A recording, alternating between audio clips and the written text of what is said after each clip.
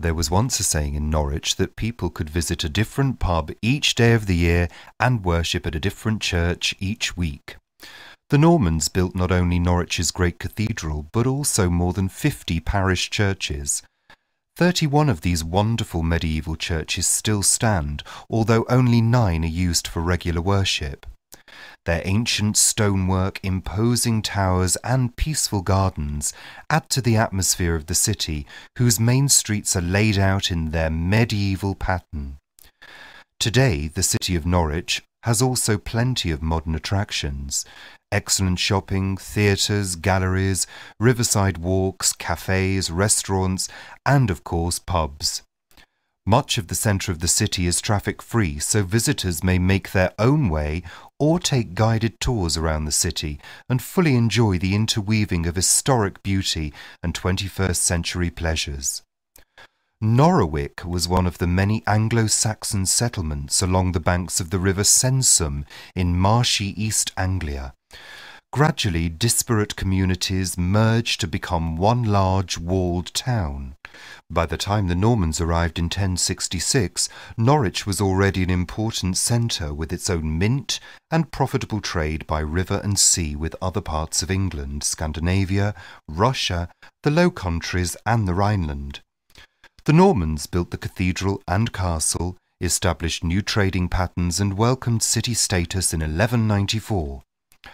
Of all of the thriving trades, weaving became the most important and profitable. A large class of wealthy merchants and traders who ran the city evolved. Norwich was the centre for making worsted cloth, named after the nearby village where it originated, for which there was huge demand. Periods of disruption occurred, including the Peasants' Revolt of the late 14th century, and later in 1549, Robert Kett led an army of 20,000 agricultural workers and small farmers that took over the city in protest at increased rents and the removal of grazing rights on common land. There was massive destruction before the rebels were suppressed, and Kett was hanged at Norwich Castle.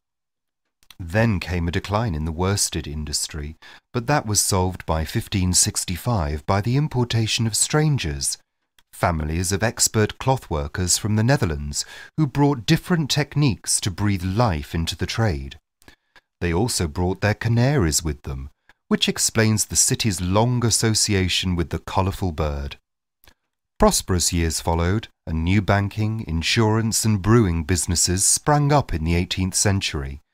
Grand buildings such as the Assembly House and the Theatre Royal were established, while many private houses received a Georgian facelift.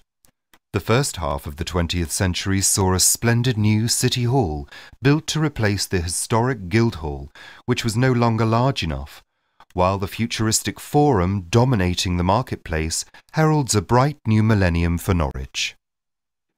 For further information about Norwich and Norfolk, explore this site, purchase the download of the Pitkin Guide to the City, or one of the many books published by the History Press, which are available direct from this site.